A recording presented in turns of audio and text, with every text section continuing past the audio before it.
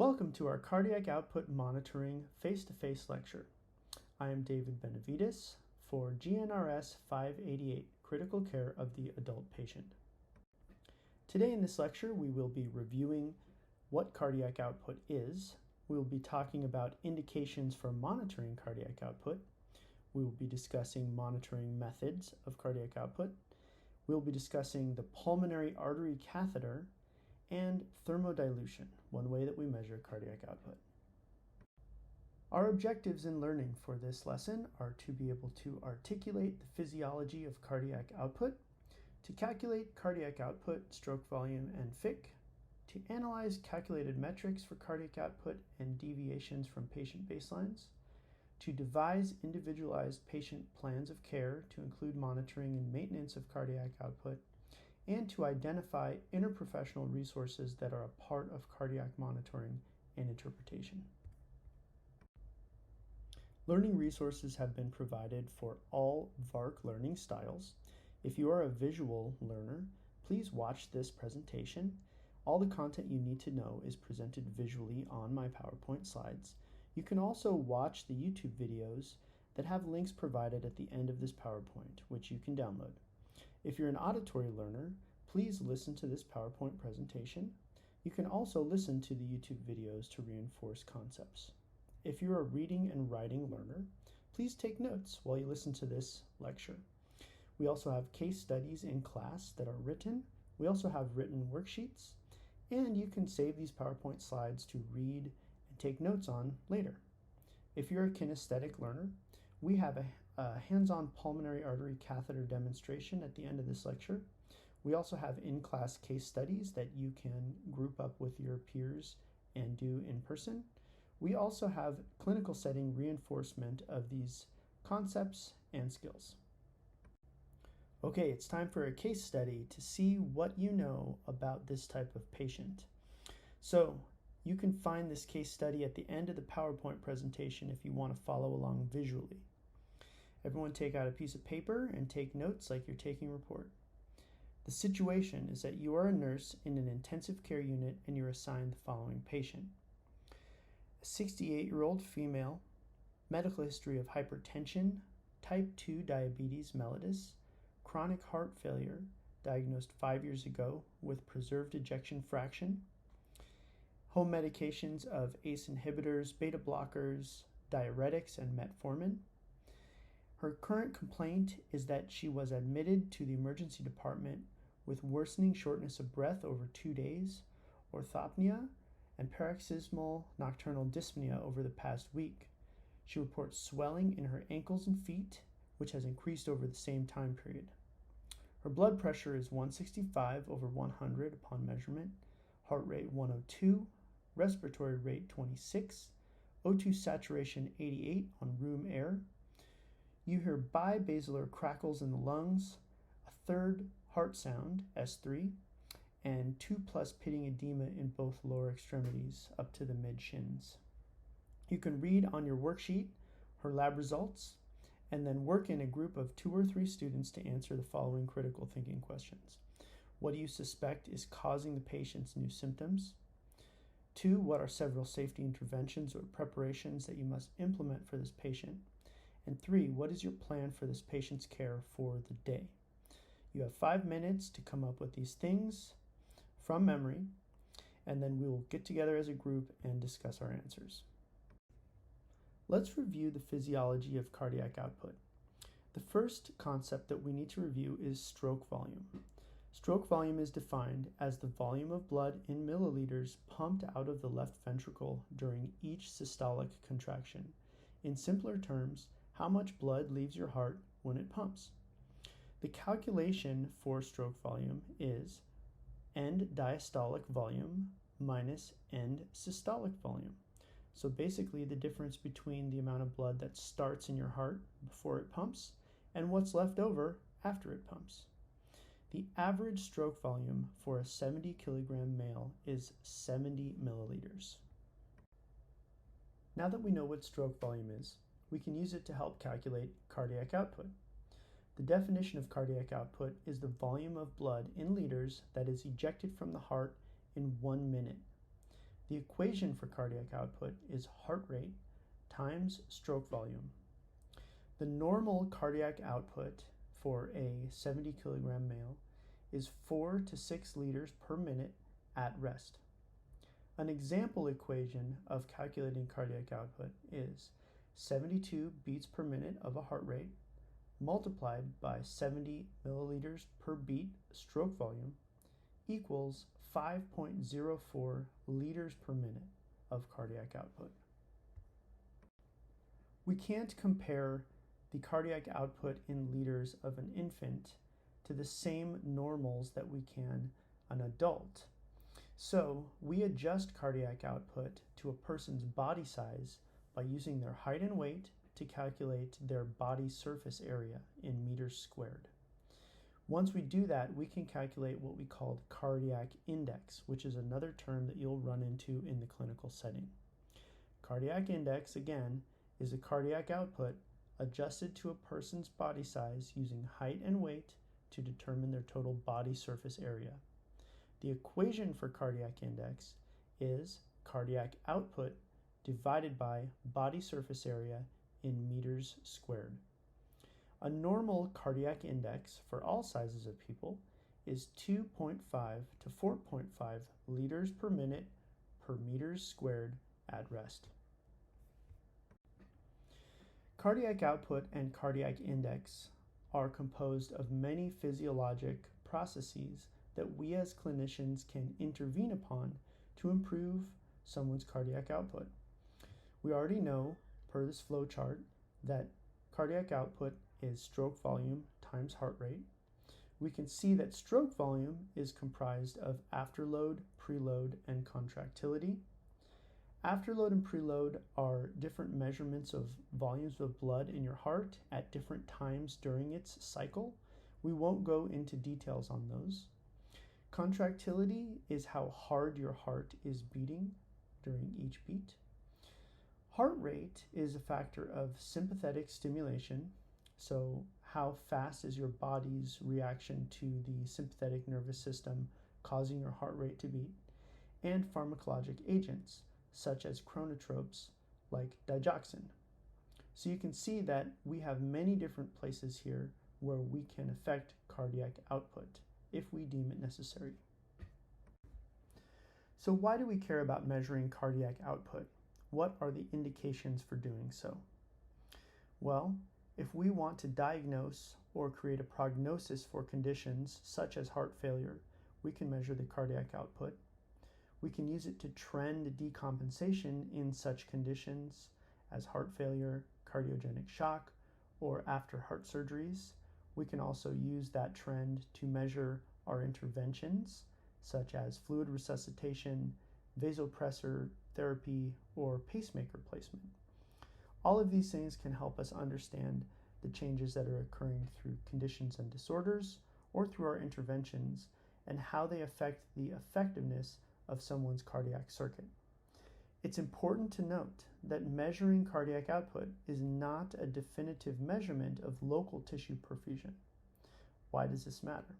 Well, blood could be pumping around in the body at certain rates. Our cardiac output might be good, but there are other things downstream that could affect whether oxygen is actually exchanged at our cells. So cardiac output does not definitively say that someone is perfusing properly. Okay, now let's take a look at the methods that are used to monitor cardiac output. In this chart, you can see on the left the non-invasive methods, and then more and more invasive till we get to the most invasive on the right. Similarly, as we move left to right, we are becoming more and more accurate of measurements. So the more invasive, the more accurate. For our non-invasive methods of measuring, we have pulse contour analysis and finger cuffs.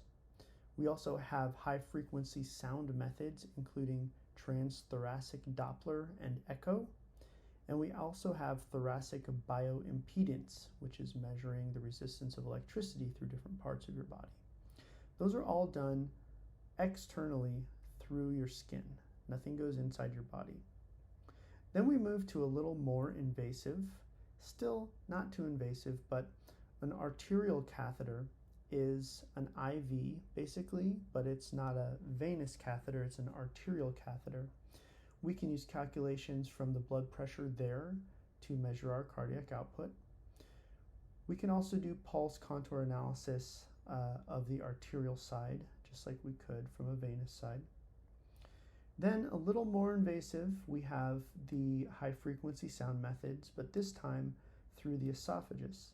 So esophageal Doppler, esophageal echo, and those are getting your measuring tool a little bit closer to the heart, so more invasive but more accurate because it's closer. We can also do mechanical ventilation CO2 measurements, which tell us the amount of CO2. If we compare that in the expiration of air to the saturation of oxygen in your blood, we can estimate your cardiac output. Then moving a little more invasive, in the next column we have central venous catheters, so into one of your large veins, like potentially a subclavian vein. We can measure your oxygen there. We can also use contour analysis in that catheter or transpulmonary thermodilution to measure. We're going to talk more about thermodilution here very soon. And then the most invasive method, and the one that we'll talk about primarily here, is the pulmonary artery catheter, also called a wedge or a Swan-Ganz catheter. And that one is a long catheter that goes into a large vein, usually your subclavian vein, into the right side of your heart, so through your right atrium, into your right ventricle, and then into your pulmonary artery, where the most distal end rests. So it's going through your actual heart. It's the most invasive. Okay, so let's talk about the pulmonary artery catheter that we have been mentioning, aka the Swan-Ganz catheter or the right heart catheter.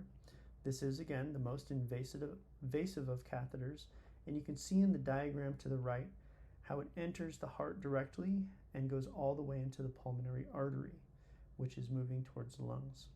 At the very tip of the catheter that's in the pulmonary artery, there is a small balloon that can be blown up. And the reason for that is to measure the pressure on either side of the balloon. So, what does it measure? It measures the pulmonary artery pressures, systolic, diastolic, and mean pressure. It measures the pulmonary artery occlusion pressure. That's when you blow up the balloon or the wedge. It can measure cardiac output using the Fick calculation or thermodilution. It can also measure mixed venous O2 saturation because it has a venous end. It's used in acute and chronic heart failure for many patients in the ICU who have hemodynamic instability. It's used during open heart surgery and recovery from open heart surgery. And it's used in acute pulmonary hypertension management. Unfortunately for this catheter, although it's widely used, research has shown weak correlation with survival advantage, which means that the usage of it has declined dramatically. In San Diego, I only have my own opinion of how widely it's used, and it's used frequently.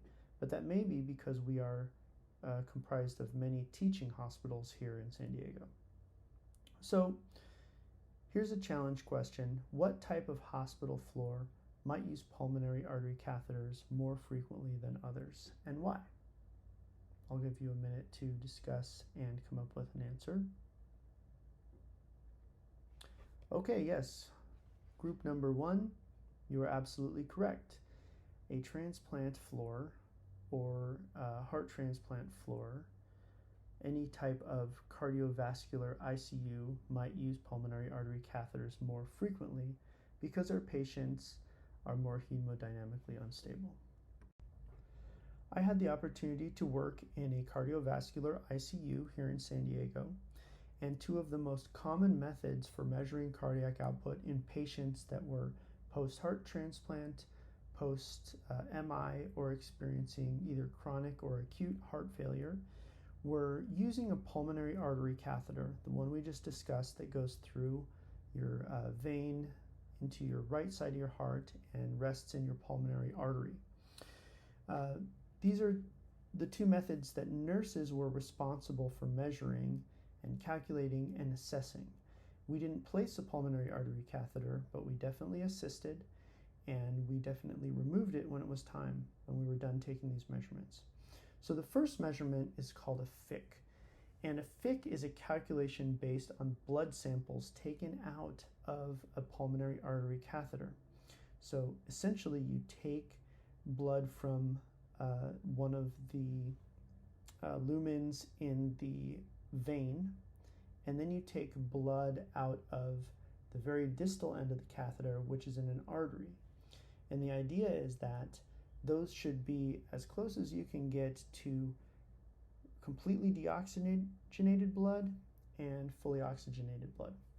So the equation that we then use is total oxygen consumption, which is basically your venous O2 measurement, divided by the difference in the saturation of the pulmonary vein and the pulmonary artery. So it's VO2 divided by the difference between your pulmonary vein O2 and your pulmonary artery O2.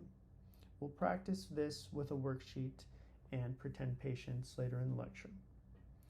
The next method that I saw frequently for measuring cardiac output was thermodilution, and this is considered the gold standard in measuring cardiac output. So this is measured inside and around your heart, and basically you inject saline into the pulmonary artery catheter, and you measure the difference in temperature between the different lumens to calculate how fast it has moved through the heart. So this requires inflating one end, the distal end of the pulmonary artery catheter, in order to measure the pressure and temperature on that side. Okay, now let's have our hands-on demonstration of a pulmonary artery catheter. So everyone pick up your pulmonary artery catheter that we have. Take a look at it and notice where the balloon end is. Notice the lumens and the claves on the other end. Now take it and trace through your subclavian vein how it would go into the right side of your heart and then out into your pulmonary artery. And imagine that you have lumens here in the subclavian vein. You have a lumen here in your right atrium. You have a lumen here in your right ventricle. And then you have a lumen here in your pulmonary artery. Now, take the syringe that's full of water and inflate the balloon, and notice how the balloon inflates over here. So, imagine you're a patient and the blood is trying to work its way through your atria into your lungs. If this balloon is inflated, it can't do that. So, do you think we would want to leave that inflated for more than a couple seconds? No, the answer is no. We only do a thermodilution test or a wedge pressure over a couple seconds time. So let's practice how to do that. On our monitors, it's very easy. We press wedge pressure and it begins monitoring. Then we inflate our balloon. Then we inject saline into this end, 10 milliliters. The monitor does the rest, and as soon as we see that we have a waveform or 10 seconds have elapsed, we stop the test and we deflate our balloon. It's very important that when you deflate your balloon, you leave your syringe attached and you leave the clave unlocked so that if extra air comes out, it can exit from the pulmonary artery balloon. Now take a few times with your partner next to you and practice inserting the catheter, which you would never do as a nurse, but I want you to see where it sits. Practice inflating the wedge, practice injecting saline, and noticing the waveform on the monitor that you'll see as you take a thermodilution and a wedge pressure to measure cardiac output. Okay, now it's time for a fun Kahoot quiz to test your learning on cardiac output. Please group into groups of 3 students, and we will take 5 minutes to do these 10 quiz questions. Great job, students. Everyone scored over 90% in their Kahoot questions, which is great. That means that we're all over 90% in our learning, which was one of our benchmarks. You can find the questions for the Kahoot and the correct answers at the end of this PowerPoint if you want to study them before our exam in 2 weeks. You have some homework after this lecture, and that is to complete case study number 2 within 48 hours. You can find the text and questions for case study 2 at the end of these slides. Notice how your learning has improved between case study 1 that we did at the beginning of this lecture and case study 2. As you explore different pathophysiology and interventions related to cardiac output, please make sure to cite your sources in APA format. When you're done, turn in your Word document in the assignment in Canvas called Cardiac Output Case Study 2. Reflecting spiritually upon your experiences and the experiences of your patients is an absolute must as we practice holistic nursing care. So at Clinical, you will have the opportunity to meet and reflect upon your experiences with patients who are undergoing heart failure and other extreme distress that causes hemodynamic instability. So be prepared at post-conference to share your experiences if you're comfortable and to write a short reflection on your experiences. More instructions and details will be provided at Clinicals.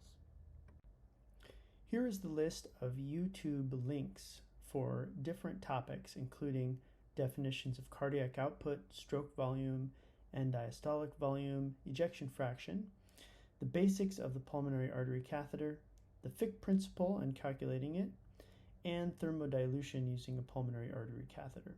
Please review these, especially if you are the visual or auditory VARC style learners. That concludes our lecture on cardiac output monitoring and the pulmonary artery catheter. The floor is now open for your questions, comments, and reflections. Let's take 5 minutes to discuss. Here are our references for this face-to-face lecture. As an aside, it is interesting that artificial intelligence helped us generate our case studies, but of course they were reviewed by me for completeness and accuracy. Here is the text for the worksheet that we used for case study number 1 at the beginning of our class. Feel free to use this as a resource in your learning. And here is your homework, case study number 2. Please make sure to answer the questions at the bottom completely and cite your sources in APA format.